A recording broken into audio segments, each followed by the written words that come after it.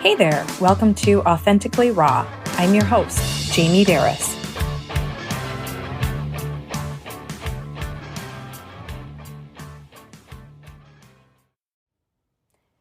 Okay, as I listened to my conversation with Missy Brophy in the last episode when we talked about social media and Gen Z mostly, you can't not listen to the episode and think about adults and our own relationship with social media and how it affects us. It's not just a generation thing of the younger generations at all whatsoever. So I wanted to talk a little bit more about it. I'm going to admit, I have such strong feelings over social media, and so often I've said before, I had like a love-hate relationship with it. I don't even know if I want to use the word love. It's more like a like-hate. And so often I have more of a hate relationship. Yes, I am super happy that I can get on social media, and I feel like I treat it more as my encyclopedia, my resources. And back in the day, I absolutely loved reading magazines, and I'll still grab one every so often to go to the beach or something like that. I treat it like a magazine. What types of things are interesting to me that I want to catch up on, that I want to read, that I want to find out about, stuff that really makes my life better. And like I do. I love posting pretty much almost a daily quote on Instagram. I live by quotes. I've been a quote junkie since I was a very young age, in grade school actually.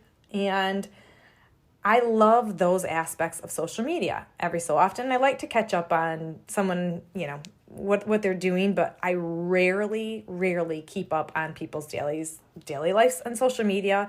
It's just who I am. I like, obviously, deeper, more meaningful connections with people. I would rather text you individually or call you and catch up, even if it's been 6 months. I don't really want to see what you're doing on social media over the last 6 months. I would rather connect with you. That is my own personal thing, and everybody, can handle social media different. And I think the point I'm trying to make here is we have to be good with what social media does for us, but we have to be aware of, just in simple terms, is social media good for me or bad for me? Is it enhancing my life? Is it hurting my life? Helping or hurting? It's plain and simple, flat out. A few of the things that Missy and I talked about with the Gen Z, which it's disturbing to me, if I could sum it up in one word, is how the depression and anxiety has skyrocketed.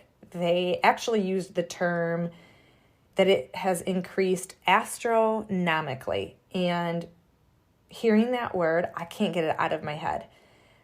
It particularly concerns me, obviously, with the whole Gen Z, because 3 of my 4 children are Gen Z. Those born between the time of 1997 through 2012. But it's not just Gen Z. I think of all of us adults and the rates, of depression and, mental health and anxiety, how it's prevalent. And I do wonder how much social media does affect adults. Another word that stuck out to me too, the 2 words astronomical and exasperated. And that's kind of how they described it too, how social media has exasperated our issues of depression and anxiety. And along with that, a couple of the big topics that they spoke on when I went to, if you haven't listened to the other podcast, I went to a presentation called Developing Healthy Kids. But really we should have one for trying to and develop healthy adults and social media rules, because I think we all need it.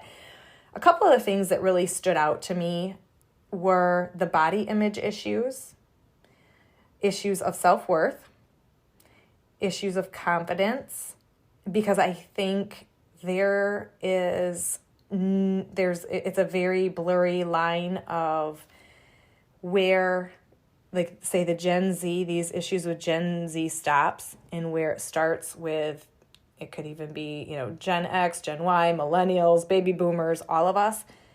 I don't really see that there is a difference in how it can affect. It's maybe we have better boundaries or some control over what we expose ourselves to, but look around us. These issues of confidence, or insecurity, I should say, self-worth and body image, they're everywhere. And in particular with parents, I feel, or just even, it doesn't even necessarily mean if you're not a parent. I feel that social media can really stir up these feelings of I'm not enough, I'm not doing enough, I'm not going on, enough vacations, I'm not taking my kids enough places, I'm not hanging out with friends at these trendy places, I'm not eating these fabulous foods, I'm not wearing these fashionable clothes, it's just this, I'm not enough, because look at all of these other pictures that everyone else has posted. Mind you, all of these fabricated, filtered pictures that are often staged and set up. And we all fall into this trap, right? I'm still not enough. I'm not doing enough with my friends, with my family. And whether it's our achievements, all these other people are posting their achievements or what clubs or organizations they're in. And I'm not doing that. And it gets these feelings of insecurity and, our self-worth goes down. I'm not being enough. I'm not doing enough. I'm not even posting enough, right? Oh, I think one of the things too that stuck out was how obviously we talked about in there, I've always left with my husband that yes, handing these kids these phones is like handing them a drug, and then we have to sit there and manage it. But as adults, we get the same sort of hit from our phones. It releases this dopamine, and they compare it similar to having a cocaine addiction. So as an adult, how do we manage and not become addicted to social media? I think of everything that we post, why we post it, and getting back behind our motives and asking ourselves individually, why am I posting this? Like, what for? What's my motive? And why am I scrolling through this? Why am I looking at this? Why am I reading this? What do I get out of it? Is it causing a benefit in my life, or is it sucking something out of me? Does it make me, like I just said in the beginning, is it helping me or is it hurting me? And another thing I often say is get a life. If we are scrolling and watching everyone else live their lives, whatever they're doing, wherever they're going, whoever they're with, why don't we put our own phones down and actually just go get a life ourselves? Go live what we're watching everybody else live, so we think, right? Are we trying to live vicariously through other people? Is it bringing us joy? Because sometimes when you see pictures of your friends or loved ones out having fun, doing things, it does bring a sense of joy. And maybe you see a picture of someone, vacationing somewhere, and you think, I've always wanted to go there. That's interesting. Let me see where they went, what they did. Maybe it stirs you to go plan that vacation that you've wanted to do forever, and you go and you enjoy and you love that experience. But again, it's the motives. It's the why. Is it to show and tell? Is it to really experience something? Because I feel when we get so wrapped up in social media, sometimes our why and our what for as grown, mature adults, we revert back to that of children, truly. So I know I'm probably going to irritate a lot of people in this conversation, but the truth is the truth. And I think it just brings our awareness so we can keep ourselves in check, right? It's being aware. Why do I do what I do on social media? What do I need it for? What am I getting out of it? And one thing that they talked about too with the Gen Z, but again, this is completely relevant for adults. I had written down a couple of things, and one of them was the perfectionism. Because if you really look at so many of the pictures, so many of the videos, everything is just so. I know that when I was at the presentation, they talked about how I haven't even seen this on social media, but I think it was a TikTok thing, where there's actually steps to take. Like step 1, pose like this. Step 2, stick your butt out like this. Step 3, your hand goes on your hip like this.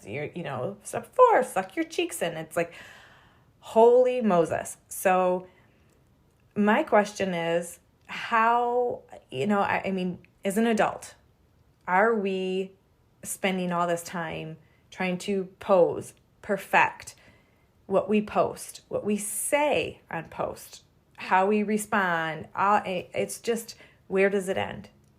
And a couple other things that really came up for me was, do you feel like you're competing with the phone and the attention of someone else? And I say that because how often do we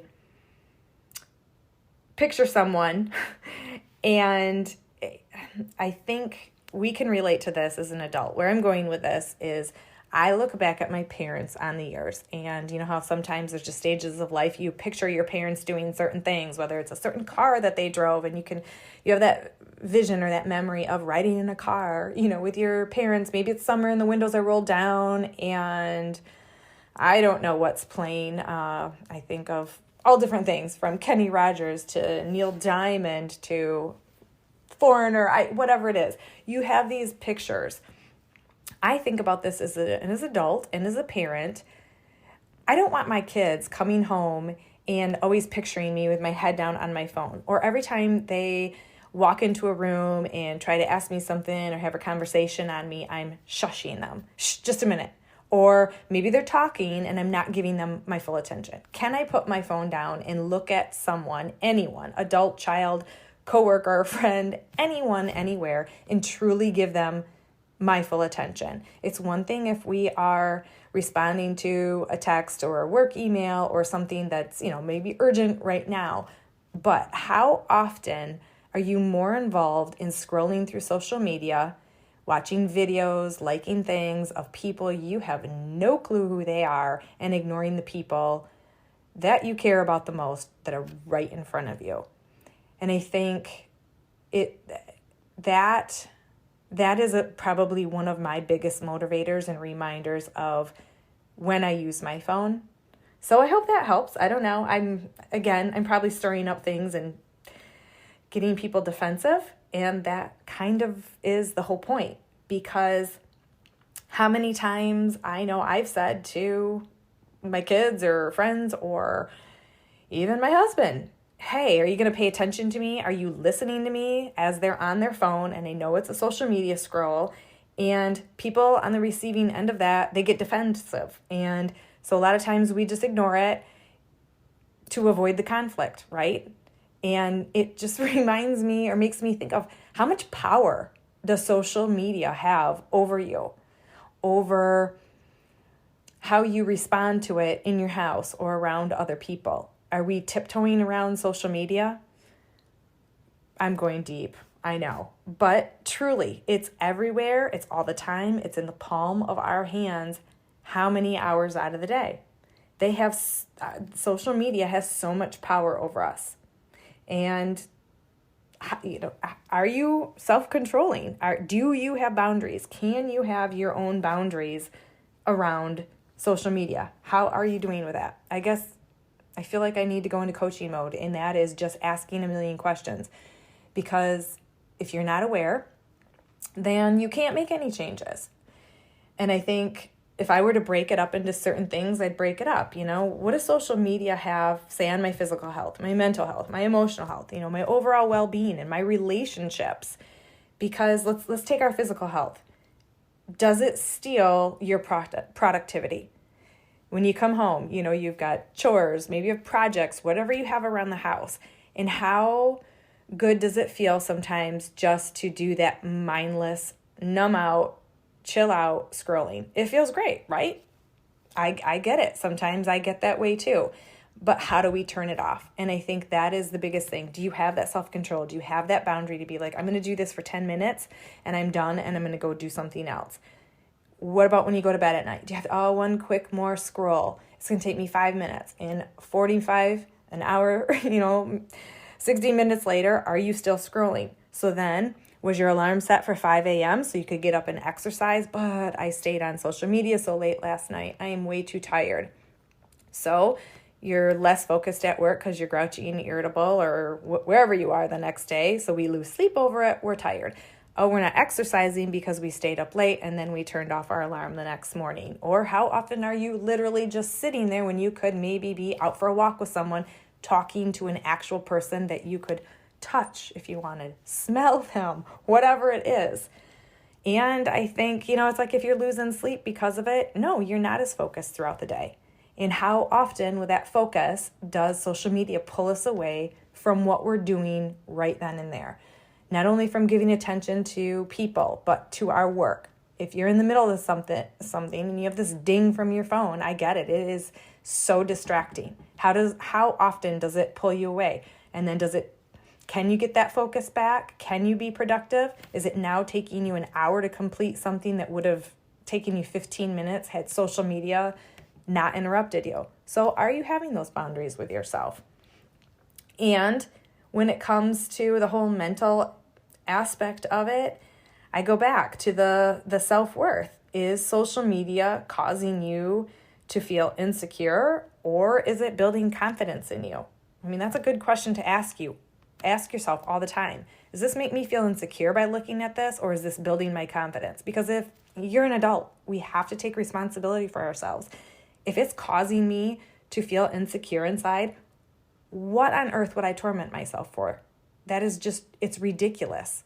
And, I don't know. Do you feel that urge to stage your life? Mentally, are you seeking outside approval? Or are we, can you go on there and do things unfiltered? Or do you want to stage and filter things and throw things out there because we're seeking approval from this outside world, these outside strangers? And when does it end? Because I guess as adults, I know it sounds cheesy, but is social media causing you to love yourself more? Is it really causing you to love your whole life more? Or is it causing you to have that FOMO, that fear of missing out? Does it cause you to, I don't want to use the word necessarily hate, but just dislike yourself or feel inadequate or less than? Or is it truly causing you to love yourself more? Is it enhancing your life or causing you to feel like total crap and compare yourself or feel like a failure? And then same thing with emotional health, which I kind of touched on. I think more the FOMO is more emotional. It's that fear of missing out. What does it feel like when you see these pictures and these group of friends, they got together and they were out at a restaurant or celebrating something and you didn't get the invite and there it is and there's a little stab in the heart? You're not immune to that, once you pass the age of 25. You feel that at 35, 45, 55, 65 until you die. It's just the way it is. So how do you handle that? What do you do? Or are you the person that kind of stalks other people? Catching up on them or seeing where they are. I mean, there's all these apps and Snapchat and, share your location and you want to check where everybody is all the time. Is that truly making you feel good? And I think about this because I've heard it 1,000 times. Oh, I texted them and they never texted me back, but obviously they're ignoring me because I see they just posted something on Facebook. Guess what? It is none of our business what anybody else is doing at any given time of the day. And it is so controlling and manipulative to think people is selfish. It's a million things I could go on, but to think people owe us first precedence over anything they do. I get it. If it's an emergency, maybe you invited someone, hey, let's go out to dinner tonight, let's meet in an hour, and someone just ignored you, but yet you see they're posting, throughout the night. Okay, I get that. That can feel a little whatever. But just in general, you just send a random text about anything, and we're mad 4 hours later because they didn't respond to us, but we see that they are on social media and they're having social media activity. Why would you do that to yourself?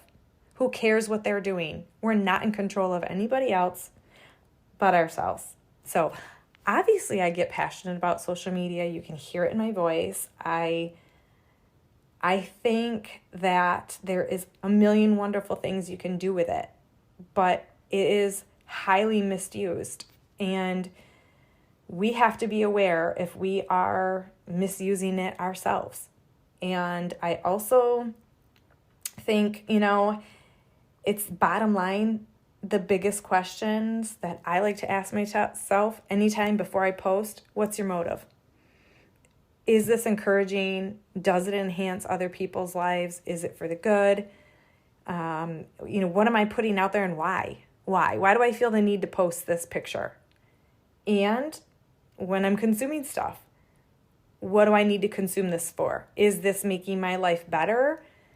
Is it educational? Is it feel good? Is it resourceful? Or am I just tormenting myself? Is this truly improving my quality of life? And that is not only for what you digest over social media, but is sitting here on my phone versus hanging out with people, really truly connecting one-on-one or with a group of people. Is this improving the quality of my life? Is it improving the quality of my life sitting here? Maybe you're out on a walk and you're doing something. That's great. But these are the questions I think that we need to ask ourselves, because we are adults and this is our world. Social media is part of it. So that is my big take. And I would love for any of these podcasts, if you're feeling something, if you're relating to anything, maybe you completely disagree with something I say. I love conversations like this because we all have different viewpoints and everybody's viewpoint is important. And anything is up for discussion. I'd love it. Email me, jamie@jamieberris.com, or send me a direct message. I do get some of those through Instagram. Maybe there's some topics that you want to hear more about. I've got tons coming up, but social media is not going to go away. So there are a million things that we can always discuss. Anyway, I'm rooting for you. Be real, be raw, be authentic. Thank you so much for being here as we kick off this podcast together. I really appreciate you joining me on this journey because I'm well aware you could be doing or listening to anything right now. Hey, if you enjoy the Authentically Raw content, please support the show by following, rating, and reviewing on Apple Podcasts or wherever you listen. You can also follow me on social media for daily inspiration. Head over to my website, jamieberris.com, to sign up for weekly transformation tips. Or if you're interested in coaching, I currently have 3 openings for one-on-one coaching.